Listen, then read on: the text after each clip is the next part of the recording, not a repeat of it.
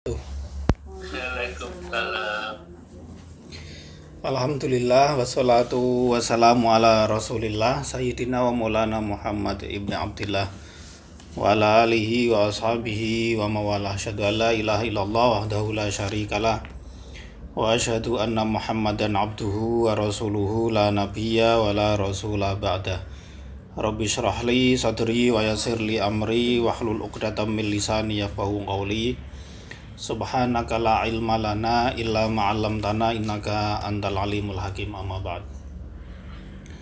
Bapak Ibu, saudara-saudaraku sekalian yang dirahmati Allah Subhanahu wa taala, pertama sekali mari kita kembali memperbarui rasa syukur kita kepada Allah Subhanahu wa taala. Matur suwun kepada Allah atas segala limpahan nikmat yang selalu diberikan kepada kita semua, zahir batin, khususnya Islam dan iman. Semoga kita semua bisa istiqomah dalam keislaman, dalam keimanan sampai kita kembali menghadapnya. Amin Allahumma amin. Salawat dan salam semoga tercurah ke pangkuan Nabi Agung Muhammad Sallallahu Alaihi Wasallam, panutan kita yang dengan ajaran Islam membawa keselamatan hidup bagi kita baik di dunia maupun di akhirat. Kita awali dengan membaca basmalah bersama-sama. Bismillahirrahmanirrahim. Semoga Allah menerima apa yang kita acarakan ini dan ditulis sebagai salah satu amal kebaikan kita. Amin Allahumma amin. Kita lanjutkan hikmah yang ke-103 dari kitab Al-Hikam Ibnu Athaillah As-Sakandari yang disyarahi oleh Syekh Said Ramadan Al-Buti. Hikmah ke-103 berbunyi, man dhanna in fika kalutfihi an qadrihi fadzalika liqusuri nazari. Man dhanna in fika kalutfihi, siapa yang menganggap bahwa kelembutan Allah itu terlepas an qadrihi, terlepas dari ketetapan takdir Allah, maka fadzalika liqusuri nazarihi, maka anggapan seperti itu adalah karena cacat dari pemahaman orang tersebut. Jadi siapa yang menganggap bahwa kelembutan Allah itu terlepas dari ketetapan takdirnya, siapa yang menganggap bahwa Allah itu ketika menakdirkan sesuatu yang tidak menyenangkan itu tidak lembut begitu, maka anggapan seperti itu adalah karena adanya cacat dari pemahaman orang tersebut. Nah, apa yang dimaksud dengan Al-Latif? Al-Ghazali rahimahullah mengatakan bahwa Al-Latif itu adalah orang yang mengetahui detail-detail hal yang mengandung kemaslahatan. Lalu atas dasar pengetahuan itu dia menyampaikan kemaslahatan tersebut kepada penerimanya secara halus dan lembut. Nah, kelembutan dalam penyampaian dan kelembutan dalam pengetahuan seperti ini apabila berkumpul pada pribadi seseorang, maka sempurnalah makna latif dari diri orang tersebut. Tetapi tidak ada yang mampu memiliki sifat al-latif kayak gitu. Hanya Allah Subhanahu wa ta'ala yang memiliki kesempurnaan seperti ini. Jadi Allah atas ilmu azalinya mengetahui mana yang maslahat kepada hambanya. Lalu ketika menyampaikan kemaslahatan itu pun disampaikan secara halus dan lembut. Jadi begini Bapak Ibu saudara sekalian ya, bahwa hal yang mengandung kebaikan pada seseorang itu kadang datang dengan penampakan yang wujud zahirnya berupa cobaan atau sesuatu yang menyakitkan. Kadang-kadang seperti itu, bahwa kebaikan yang datang kepada kita itu terkadang atau bahkan seringkali begitu, itu datang dengan penampakan yang wujud zahirnya berupa cobaan atau sesuatu yang tidak kita senangi. Misalnya agar seseorang itu selalu waspada terhadap pencuri misalnya. Terkadang memang dia harus mengalami hal-hal yang tidak mengenakan dulu, seperti kehilangan sesuatu yang dianggapnya berharga. Secara zahir, kalau kita lihat secara zahirnya, hal seperti ini adalah musibah ya, karena kita kehilangan sesuatu. Tapi dengan musibah tersebut, seseorang menjadi selalu waspada dan mawas diri. Nah, seperti itulah sifat latifnya Allah. Seperti itulah cara Allah menjaga dan memperhatikan hambanya. Allah mengatakan di dalam surat Asy-Syura ayat 19, A'udzubillahi minasyaitonirrajim, Allahu latifun bi'ibadihi yarzuqu may yasha'u wa huwal qawiyyul aziz. Allah itu zat yang maha lembut terhadap hamba-hambanya. Dia memberikan rezeki kepada siapa yang dia kehendaki, dan dia zat yang maha kuat lagi maha perkasa. Nah, Bapak Ibu rahimakumullah, al-lutfu atau kelatifan seperti inilah yang mendasari semua ketetapan takdir Allah Subhanahu wa Ta'ala, yang terkadang wujudnya itu cobaan dan bencana. Jadi cobaan dan bencana yang menimpa seorang hamba itu hakikatnya adalah sarana Allah untuk menyampaikan kelatifannya tersebut, dan bukan sesuatu yang memang dikehendaki oleh Allah sebagai cobaan dan bencana. Jadi ketika Allah misalnya menguji seorang hamba dengan kefakiran setelah kecukupan, menguji rasa sakit setelah sehat, menguji kondisi sempit setelah longgar, semua itu tiada lain ditujukan hanya demi untuk mengobati celah atau untuk mengingatkan kondisi diri orang tersebut. Misalnya ketika harapan seorang hamba atas proyek bisnis atau target studi tidak tercapai, semua itu tiada lain karena kemaslahatan yang dia harapkan memang tidak dapat diperoleh dari proyek dan target tersebut, tetapi ada dan dalam wujud yang lebih baik pada alternatif yang dipilihkan oleh Allah Subhanahu wa Ta'ala. Ya tentu saja tampilan zahir berupa kegagalan proyek bisnis seperti itu, kegagalan target studi seperti itu, secara zahir tentu saja terasa menyakitkan bagi yang mengalaminya. Ya mungkin kita akan bilang, gue orang ngerasake dhewe kene sing ngerasake betapa berat dan kecewanya.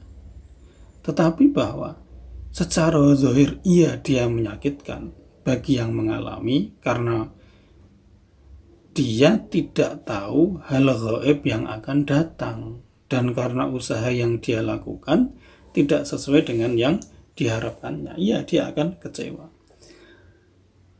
Tetapi Bapak Ibu Saudaraku sekalian ya, bahwa sesungguhnya tampilan zahir seperti ini hanyalah tampilan yang menipu. Kenapa? Karena pada akhirnya orang itu akan tersadar bahwa kemaslahatan yang dia harapkan memang tidak terdapat pada apa yang dia lakukan tersebut, tetapi terdapat pada alternatif pilihan yang dipilihkan oleh Allah Subhanahu wa Ta'ala. Ini bentuk dari kelatifan Allah. Kadang-kadang kita sudah merancang bisnis yang macam-macam begitu, dari A sampai Z. Ternyata apa yang kita rancang itu gagal. Pasti sakit. Kenapa sakit? Ya karena usaha yang kita lakukan tidak sesuai dengan yang kita harapkan. Dan juga karena kita tidak tahu ke depannya akan seperti apa. Tetapi andai kita tahu bahwa ke depannya ternyata ketika proyek bisnis ini sukses, tapi pada akhirnya akan menghancurkan kehidupan kita. Ketika kita menyadari hal itu atau melihat gambaran ke depannya kayak gitu, maka gagalnya proyek bisnis kita pada saat ini yang secara zahir itu adalah menyakitkan, menjadikan suatu anugerah yang kita syukuri. Karena kita menjadi tersadar bahwa kemaslahatan yang kita harapkan memang tidak terdapat pada usaha itu. Ya, apapun yang kita lakukan kan dalam rangka untuk mendapatkan kemaslahatan, ya mau apapun bentuknya. Nah, ketika ternyata itu tidak mendatangkan maslahat, maka kita akan dengan senang hati untuk meninggalkannya. Tapi karena kita nggak tahu hal yang gaib, kedepannya bakal seperti apa, kita merasa sakit, merasa gelo, begitu istilahnya. Tapi ingatlah bahwa Allah itu memilihkan alternatif yang lain. Bahwa kegagalan itu dikehendaki oleh Allah karena memang dalam usaha tersebut tidak akan mendatangkan kemaslahatan, maka Allah kemudian memilihkan kita alternatif yang lain. Ini bentuk dari kelatifan Allah Subhanahu wa taala. Kelihatannya itu sakit begitu, tetapi sesungguhnya ingin memberikan kebaikan kepada kita. Bahwa ia sakit karena kita gagal, tapi untuk mengurangi rasa sakitnya, kita sudah dibekali dengan hikmah sebelumnya, ya hikmah 102.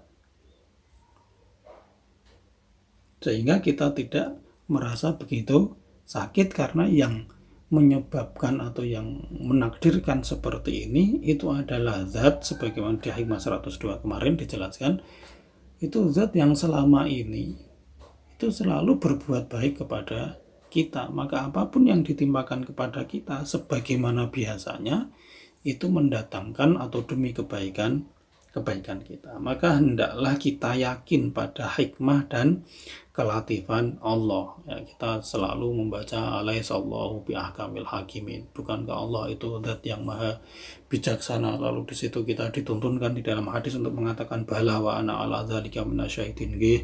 Kula nyekseni Gusti. Ketika kita sudah secara lisan menyatakan seperti itu, kok ternyata pas kejadian kita masih menggerutu, masih merasa sakit, masih tidak menerima, ini kan ya dianggap apa yang kita ucapkan itu hanya sekedar ucapan di lisan saja tanpa ada penjiwaan di dalam hati. Maka hendaklah kita yakin pada hikmah dan kelatifan Allah Subhanahu wa taala.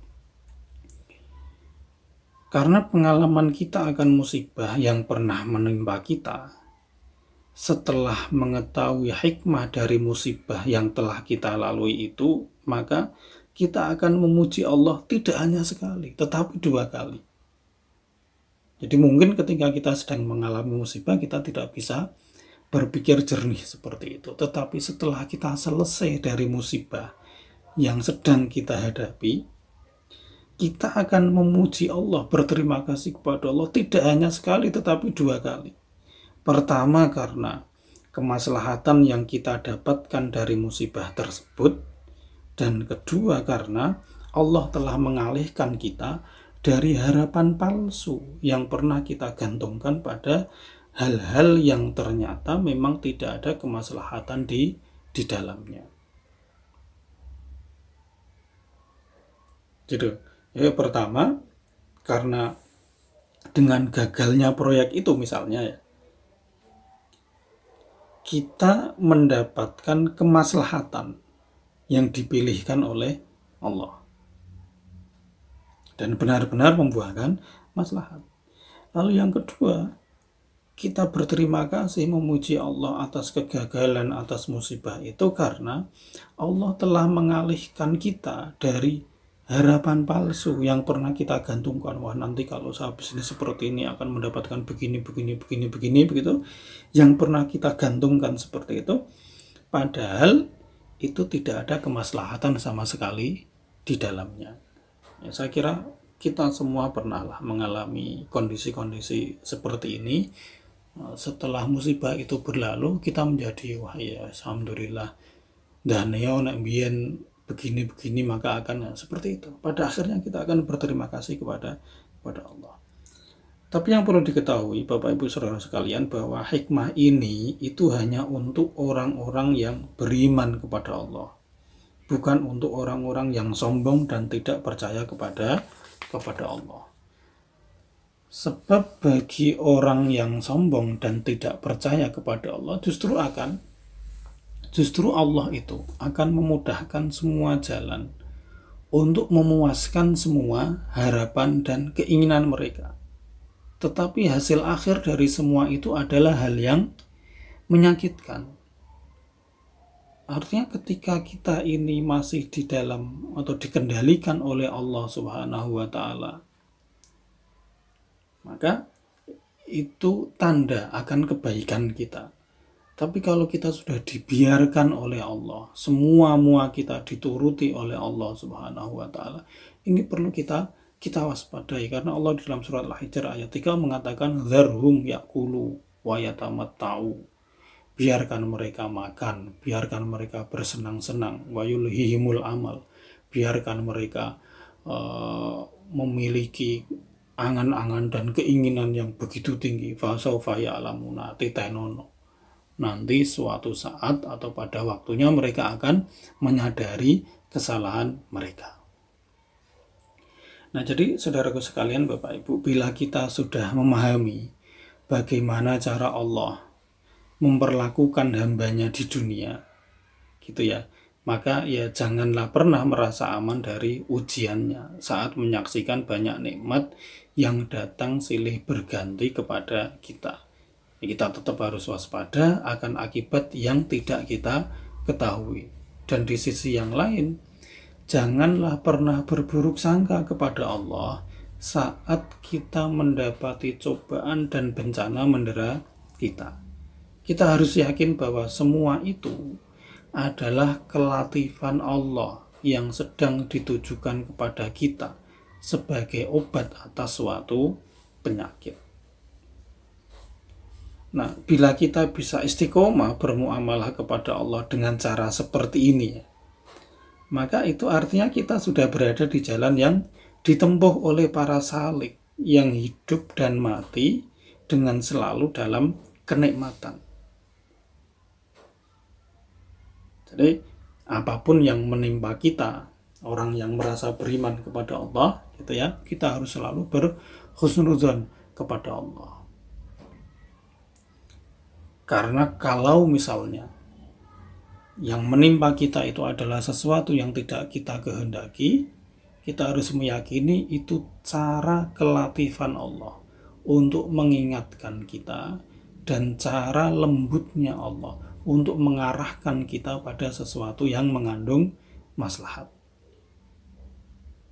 Nah, kita sudah tahu jalannya ya, maka kita harus tetap untuk berada di jalan seperti ini. Maka nggak ada lagi ceritanya kita menggerutu, muni-muni, nggak terima atas apapun yang menimpa kita sebagai takdir Allah Subhanahu wa Ta'ala, karena kita meyakini itu merupakan bentuk dari kelatifan atau kemahalembutan Allah untuk memberikan kemaslahatan kepada kita yang secara zahir kita rasa itu menyakitkan, tetapi batinnya itu merupakan ainun nikmah, itu merupakan nikmat yang besar yang dianugerahkan oleh Allah kepada kita, meskipun bungkusnya adalah sesuatu yang tidak menyenangkan. Insya Allah itu ringkasan hikmah di 103. Semoga ini bisa menjadi bahan perenungan kita bersama. Mohon maaf apabila ada salah dan kurangnya. Wassalamualaikum warahmatullahi wabarakatuh.